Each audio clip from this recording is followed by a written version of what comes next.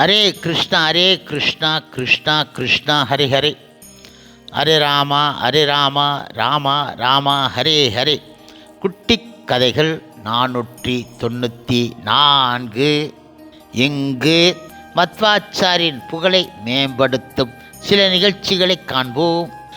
முன்பு ஒரு சமயம் சத் வைஷ்ணவ சமய நிறுவனரான ஸ்ரீ மத்வாச்சாரியர் தாம் நிறுவிய சமயத்தை பரப்புவதற்காக புத்தகங்கள் எழுதுவதோடு சொற்பொழிவுகள் நிகழ்த்துவதோடு நின்று விட கிடையாது. சத் வைஷ்ணவ சமயத்தின் வளர்ச்சிக்காக ஸ்ரீ மத்வாச்சாரியர் 8 மடங்களை நிறுவினார்.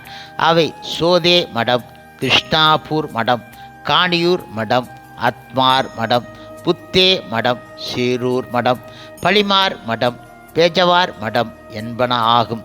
அவற்றை திறம்பட நிர்வகித்து நடத்துவதற்காக ஸ்ரீ மத்வாச்சாரியர் 4 அடங்கிய குழு ஒன்றை அமைத்தார். அந்த குழுவில் அவர் தம்முடைய சீடர்கள் 4 உறுப்பினர்களாக நியமித்தார். பத்மநாப தீர்த்தர், நரஹரி தீர்த்தர், மாத்வ தீர்த்தர், அச்சோப தீர்த்தர் ஆகிய 4 அந்த உறுப்பினர்கள் ஆவார்கள். இப்பொழுது ஸ்ரீ மத்வாச்சாரியருக்கு வயது ஆகி கொண்டு இருந்தது. ஆம், அவர் இவ்வுலகை விட்டு புறப்படும் நேரம் நெருங்கிக் கொண்டு இருந்தன. ஆதலின் அவர் தமக்கு பிறகு உடுப்பி மடத்தின் தலைமை பொறுப்பை ஏற்க தக்கவர் யார் என சிந்தித்தார்.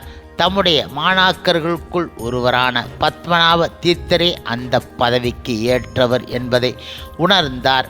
பத்மநாப தீர்த்தரை உடுப்பி மடத்தின் தலைவராக நியமித்தார். துவைத சித்தாந்தத்தை ஏற்றுக்கொண்ட உடுப்பி மடத்தின் 2வது தலைவர் என்ற பெருமையை பத்மநாப தீர்த்தர் பெற்றுக்கொண்டார். சிறிது காலத்திற்கு பிறகு ஸ்ரீ மத்வாச்சாரியர் இந்த உலகை விட்டு நீங்கினார். இதற்கு முன்பு ஒரு நாள் அவர் வழக்கம்போல் தம்முடைய மாணவர்களுக்கு பாடம் சொல்லிக் கொடுத்து கொண்டு இருந்தார் எனவும் அப்போது திடீரென மறைந்து விட்டார் எனவும் சிலர் கூறுகின்றார்கள். அவ்வாறு மறைந்த அவர் மேல் பத்திரியில் உள்ள வியாச முனிவரின் ஆசிரமத்தில் மானிடர் கண்களுக்கு புலகா வண்ணம் இன்னும் வாழ்ந்து வருகிறார் எனவும் அவர்கள் சொல்கின்றார்கள். ஸ்ரீ மத்வாச்சாரியர் இந்த உலகில் 79 வருடம் 6 மாதம் 20 நாட்கள் வாழ்ந்தார் என்பது அவர்களுடைய கூற்று ஆகும்.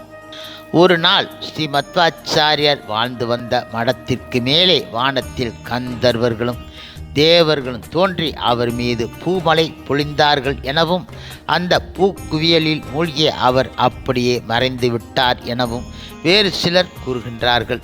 இன்னும் சிலரோ தாம் நிறுவிய சத் வைஷ்ணவ சமயத்தை வளர்ப்பதற்காக ஸ்ரீ மத்வாச்சாரியர் ஒரு குறிப்பிட்ட சேத்திரம் ஒன்றில் மறைந்து தவம் புரிகின்றார் எனவும் கூறுகின்றார்கள். இவற்றுள் எது உண்மை என்பது யாருக்கும் தெரியாது. ஆனால் ஒன்று மட்டும் உண்மை.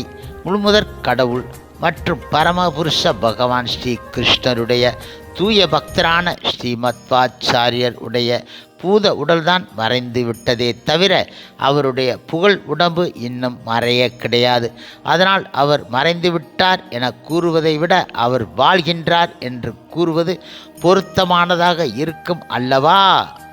ஹரே கிருஷ்ணா கிருஷ்ணா கிருஷ்ணா ஹரே ஹரே, ஹரே ராமா ராமா ராமா ஹரே ஹரே. சில பிரபுபாதரின் சேவையில் இஸ்கான் பக்தர்கள்